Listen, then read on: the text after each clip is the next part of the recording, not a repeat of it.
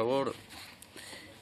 Y tiene la palabra a continuación por el Grupo Parlamentario Socialista la señora González.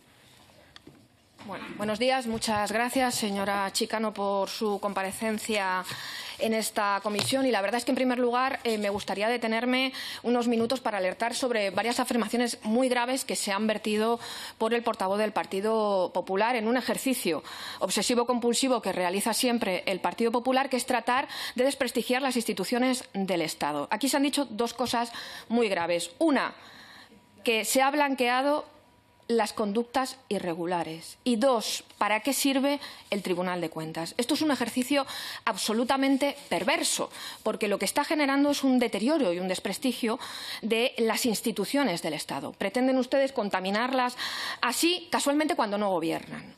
Pero es que esta mancha ni se borra ni desaparece, si es que ustedes alguna vez consiguen lograr gobernar. Esa mancha, ese daño, va a permanecer, esté quien esté y pase quien pase. Por lo tanto, les pido que tengan un poquito de responsabilidad, porque ese daño es irreparable. Las instituciones del Estado son un bien a preservar. Y por eso, hasta hace unos años, siempre, por parte de los dos grupos mayoritarios de esta Cámara, siempre teníamos a bien decir que éramos partidos de Estado, porque tanto Partido Popular como Partido Socialista teníamos claro que había un bien a proteger y a cuidar, que eran nuestras instituciones, que son aquellas que velan por nuestro ordenamiento jurídico y constitucional y que son las que sustentan ni más ni menos que el valor fundamental, que es nuestra democracia.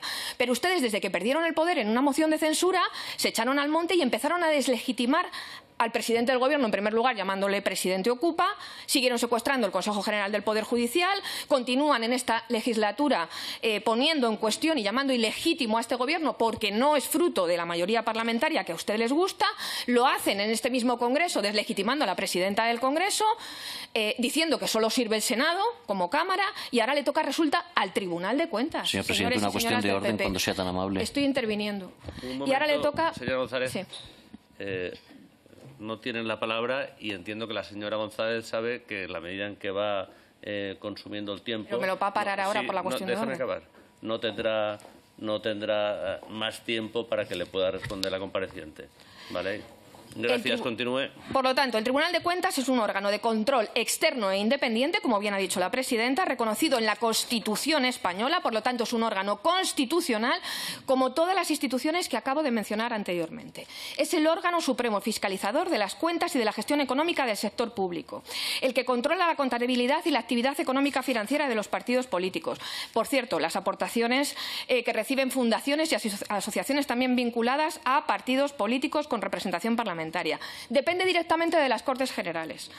Y, por cierto, en la comisión mixta del Tribunal de Cuentas en esta misma Cámara, la presidenta compareció hace exactamente 11 días. Y tengo que decir, para que vean ustedes el doble perfil que tiene el Partido Popular, que el portavoz del Partido Popular en esa comisión dijo literalmente a la presidenta del Tribunal de Cuentas: muchísimas gracias por su comparecencia, por su trabajo y por el de todo su equipo. Hoy nos encontramos, 11 días después, a un portavoz del Partido Popular diciendo que se ha blanqueado conductas irregulares. Y con el tema de las luces, luces rojas, luces verdes, hombre, aquí las luces rojas las tiene el Partido Popular, que no solamente ha designado como portavoz de esta comisión al señor Bendodo, investigado por contratos exprés durante la pandemia, sino que también nos pone hoy, precisamente, ante el Tribunal de Cuentas a una persona que ha tenido ya que ir a declarar por procedimientos de contratación durante la pandemia, con lo cual entiendo que ponen a personas que de esto saben. En definitiva, señora Chicano, ¿me puede explicar muy brevemente, porque creo que en esa mancha que explicaba al inicio de mi intervención ha quedado un poquito diluido, cuáles son sus funciones, cómo fue ese plan de trabajo, el tema de cómo funciona el Pleno, cómo son ustedes elegidos, para que quede claro y no continúe esa mancha de tinta de calamar? Gracias, señora diputada. Vamos a ver, efectivamente, a mí es una lástima el que no se ponga en valor el conjunto de todas las instituciones. El Tribunal de Cuentas es una pieza del conjunto de todas las instituciones del Estado. Es una pieza que tiene una función y la función es, como he dicho en un primer momento, y además consagrada en la Constitución, y además hay tribunales de cuentas en todos los países democráticos. que tiene como función ayudar a la buena gobernanza, o sea, intentar mejorar la buena gobernanza de los países y poner en conocimiento, servir de auxiliar, de apoyo técnico a las cámaras para que puedan ejercer su labor de control del Gobierno. Creo que se han leído aquí muchos más puntos rojos de los que calificarían para decir que el trabajo es un trabajo de blanqueo. En el esquema nacional antifraude hay varias fases y la fase del tribunal, desde luego, no está ni en la detección ni en la persecución, etcétera. Yo creo que, señora González, deberíamos de congratularnos en que están funcionando todas las instituciones. El tribunal está funcionando en la medida que tiene que hacerlo, poniendo de relieve desde la función que tiene asignada constitucionalmente deficiencias que van a recomendaciones y después se hace un seguimiento de recomendaciones para ver si se cumplen o no. No tenemos ninguna otra potestad asignada por ley. Perfecto, pero me gustaría que, para ser más concretos, ustedes son elegidos, un 3/5 son elegidos por las dos cámaras, se reúnen en pleno, me parece que son 12 miembros, si no me equivoco, y ustedes votaron todos los informes que se han realizado durante el examen fiscalizador que se ha tenido con el tema de todos los contratos relativos a la pandemia por unanimidad. ¿Es así?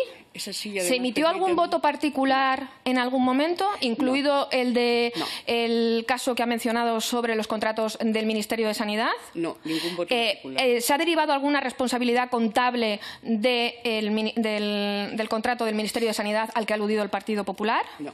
Vale.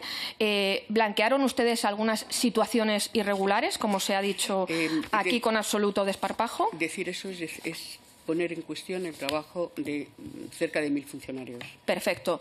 Se han votado por unanimidad, insisto, en las sesiones plenarias celebradas el 2021, 2022, 2023. Usted lo explicó en el Tribunal de Cuentas, pero me gustaría que lo volviera, en la comisión, perdón, pero me gustaría que lo volviera a decir. Han participado casi 100 funcionarios, ¿verdad? Se dividieron por equipos, por grupos y ¿sabe si algún vocal o algún funcionario del Tribunal de Cuentas ha roto a martillazos algún ordenador con datos de compra de mascarillas? Pues estaría denunciado ante un juzgado si hubiera hecho. Perfecto. Como bien ha enseñado, me gustaría que nos volviera a repetir, eso es un trabajo absolutamente técnico, absolutamente riguroso, que sea quien sea, lo hacen todos los funcionarios por igual, y hay una serie de ítems para valorar cada uno de los contratos. ¿Me puede decir aproximadamente cuántos ítems son esos? Pues son exactamente, creo que 67. 67 datos absolutos. Para cada contrato, 67 ítems completamente objetivos. De esa manera, con ese sistema, ustedes auditaron 1.328 contratos. El 83% de todo lo que se contrató a lo largo de 2020 en materia sanitaria para luchar contra el COVID. 1.758 millones de todo el total que se contrató por parte de las administraciones públicas. Estamos hablando de más de 13.000 contratos que realizaron las administraciones públicas, que movilizaron casi 2.200 millones de euros, fruto de una crisis sanitaria que les recuerdo que al principio comenzó como una emergencia sanitaria para pasarse en pocos días a declararse una pandemia mundial. En el contexto en el que nos encontramos, el 11 de marzo había 118.000 casos de coronavirus en 114 países y 4.291 fallecidos, lo que lleva al Gobierno a declarar el estado de alarma en nuestro país, y de un día para otro cambió completamente la forma en la que trabajábamos, en la que se educaban nuestros hijos, nuestra manera de desplazarnos, que dejó de ser tal, y nuestra manera de relacionarnos, que durante muchísimo tiempo no volvió a ser la misma. Solo teníamos una certeza, que eso sería así por tiempo indefinido, al menos hasta que hubiera un tratamiento eficaz o una vacuna, que en aquel momento se hablaba de años. Lo que nos enfrentó a una decisión global que jamás habíamos experimentado, que era parar de manera intencionada todo nuestro sistema de vida para preservar nuestra salud. Palabras como contagio, incidencia, restricciones, número de fallecidos empezaron a ser vocabulario que utilizábamos constantemente. Estamos hablando de que el 13 de marzo, cuando el presidente del Gobierno declara el estado de alarma, nuestro país contaba con 121 fallecidos por COVID.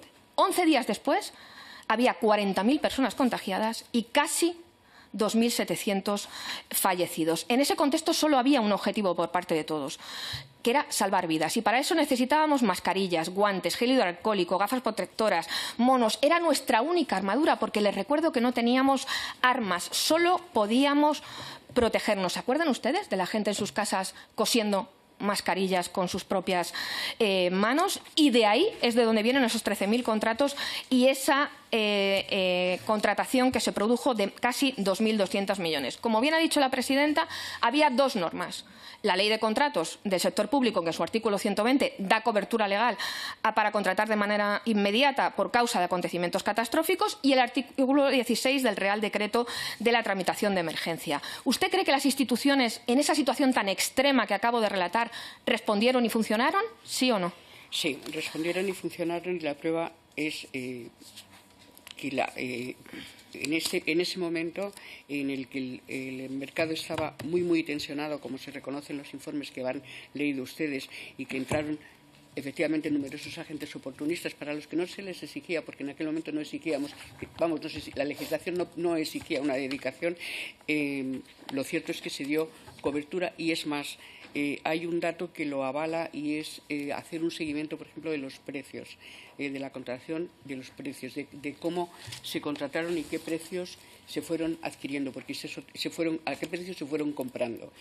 Hay mínimos y máximos, por ejemplo, en mascarillas, en guantes de nitrilo. Y yo, si en algún momento les interesa, o les dejo esta nota de precios, que es muy significativa, o les digo que las administraciones reaccionaron. Exacto. Lo prioritario era la compra, y en el menor tiempo posible.